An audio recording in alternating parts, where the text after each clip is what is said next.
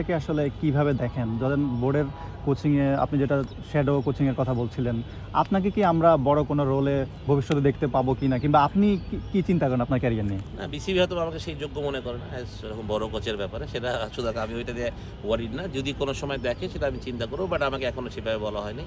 তো আমি জানি না, যেহেতু আমার পেশাটাই coaching, to be very honest. তো but it's not important. Coach এখন অনেক তৈরি হচ্ছে বাংলাদেশে, মাশাআল্লাহ। আমরা সবার উপরে বিশ্বাস রাখতে হবে, নট যে আমাকেই করতে হবে। ইয়াংস্টার যারা কোচ আসছে তারা অনেক খুব ভালো করছে, তাদেরকেই দিয়ে করতে হবে। আমার কথা হলো যে একটা একটা শ্যাডো কোচিং প্যানেল তৈরি করা উচিত আসলে, আমি যেটা সবসময় মনে করি। যেমন আপনি ফিল্ডিং কোচের জন্য বিদেশে হা হুতাশ করেন, আমাদের দেশে অনেক ভালো ছেলে আছে যারা ফিল্ডিং করছে। হ্যাঁ, অনেকেই আছে। খালি আমি একটা নাম বলে আমি এটা বলতে চাই না, অনেকেই ভালো কোচ আছে। আপনি তাদের থেকে খুঁজে বের করেন। এটা তো কোনো রকেট সায়েন্স না। এটা ফিল্ডিং কোচের জন্য আপনাকে বিদেশ থেকে, অস্ট্রেলিয়া, ইংল্যান্ড থেকে লোক আনতে হবে বারবার। এটা আমার মনে হয় না। আমার মনে হয় তাহলে আমাদের ছেলেদের মূল্যায়নটা কী হচ্ছে? তারা তো কাজ করছে, তারাও তো ডেভেলপ। আপনি এখন বলবেন যে তাদের কি এক্সপিরিয়েন্স, আপনি কাজ না দিলে তো এক্সপিরিয়েন্স হবে সেটা না। বোঝা যাবে না। আপনি এখানে বাংলাদেশে যারাই করেছে তারা কিন্তু যত আমার দেখা এই পর্যন্ত, তারা কিন্তু একটা সার্টিফিকেটের জন্য আসে। বাংলাদেশ টেস্ট টিমের একটা কোচ ছিলাম। তারপর কিন্তু তারা এই ২ বছর তারা খালি আসে কিন্তু আমার মনে হয় যে সময়টা পার করার জন্য। সত্যি কথা বলতে, আপনি যদি বলেন যে আমার দেখা আমি যত দিন দেখেছি, হ্যাঁ, এর মধ্যে অবশ্যই কেউ আছেন যারা অনেক ভালো কাজ করছে, তাদের কথা অন্য।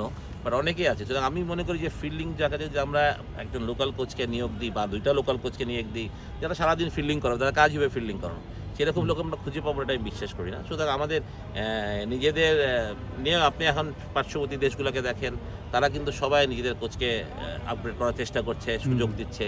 তো সুযোগ না দিলে তো আপনি কোনো সময় ভালো কিছু পাবেন না। তো কোথায় রত্ন লুকিয়ে আছে আপনি জানেন কীভাবে, না? কারাতে।